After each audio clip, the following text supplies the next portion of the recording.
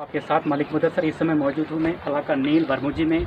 अगर हम इस इलाके नील की बात करेंगे तो ये हमेशा तिब्बी सहूलियत के हवाले से महरूम रहता है and has a population of about 40 to 45,000 is located at a distance of more than 35 kilometre from Banihal and 25 kilometre from Ramsu. कुछ मुकामी लोग हैं, उनसे जानना चाहेंगे कि आखिर इसकी वजह क्या है। ये 6 साल पहले इसका कंस्ट्रक्शन स्टार्ट हुआ था, अब तक ये मुकम्मल नहीं हुई है, इसकी वजह क्या है। और हमारे साथ यहाँ कुछ मुकामी लोग हैं, हम उनसे जानना चाहेंगे आखिर क्या वजह है।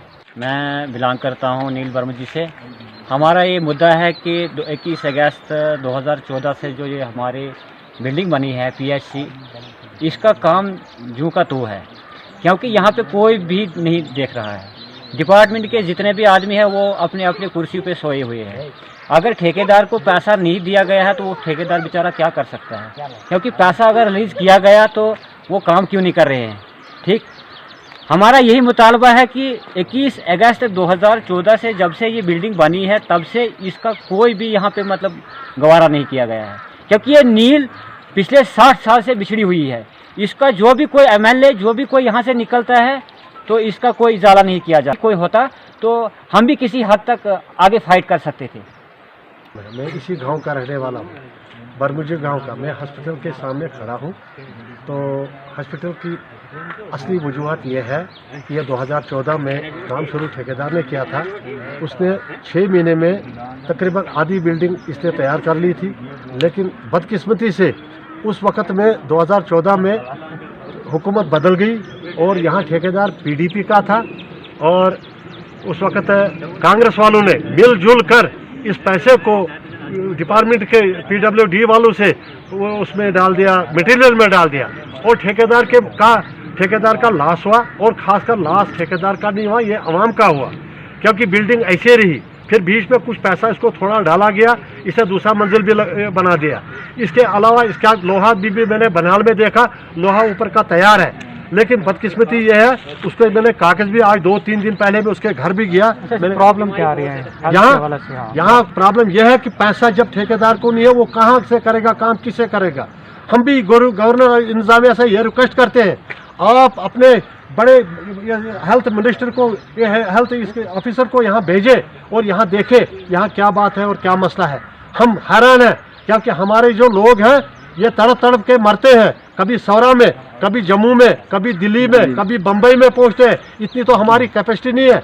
यहाँ का जो मेडिकल शॉप वाला है वो MBB से ऊपर फाल करता है, क्योंकि इस वक्त उनकी कमाई है। वो टीका भी लगाता है, वो कुछ भी करता है। यहाँ पर बिल्कुल नील का तो आम रिवाज बन गया है, लेकिन हम मजबूर हैं, फिर भी वो यहाँ पे है, वक्त पर वो आ जाते हैं। वरना हमारा ना डॉक्टर है ना कोई नर्स है, वो भी मनमानी में है। डॉक्टर है वो भी कहीं ड्यूटी देता है, तनख्वाह यहाँ से निकलती है। तो हम हैरान है, लेकिन हमारे तरफ कोई देखता नहीं है। 70,000 आबादी जो है इस महकमे से हम बिल्कुल कासिर है। लिहाजा हम इतना ही कहना चाहते हैं कि इस बिल्डिंग के लिए फौरन आकर और देखें कि बिल्डिंग की हालत क्या है, इसका काम कितना अभी बकाया है, और काम लगाया जाए और फंड्स रिलीज किए जाए। मैं डिस्ट्रिक्ट इंतज़ामिया से अपील करता हूं कि यहाँ पर जो 2014 में PHC बनी थी हमारे नील के अंदर, वो अभी तक अनकम्प्लीट है। 2021 भी अब ख़त्म होने जा रहे हैं, समझो अप्रैल का महीना आज एंडिंग पे है, लेकिन अभी तक हमारा जो PHC है वो अनकम्प्लीट है। नील के अंदर 40,000 से ज़्यादा आबादी है, लेकिन अभी तक जो है इंतज़ामिया ने इनका कुछ नहीं सोचा, क्योंकि हमारा हॉस्पिटल जो है अभी अनकम्प्लीट है। लोगों को बहुत परेशानियों का सामना करना पड़ता है।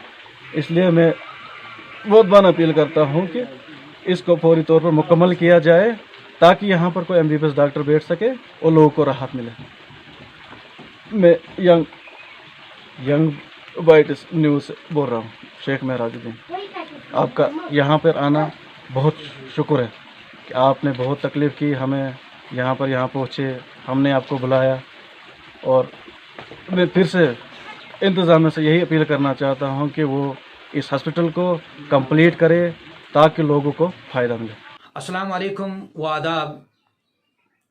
अल्लाह का लाख लाख शुक्र है, और उसके बाद मैं शुक्रिया अदा करता हूँ यंग बाइट चैनल का। आज सुबह मेरी बात हुई मीडिया मलिक मुदस्सर साहब से, क्योंकि मैं स्पॉट पे जा नहीं सका जिस मकसद के लिए मैंने उसको बात की थी, और मैं इनका शुक्रिया अदा करता हूँ। हमारा मकसद जो है, मेरा मकसद जो है वो ये है कि इलाकाई नील में एक पीएचसी है जो 2014 में उसकी शुरुआत हुई है, जो अभी तक मुकम्मल नहीं हुई है।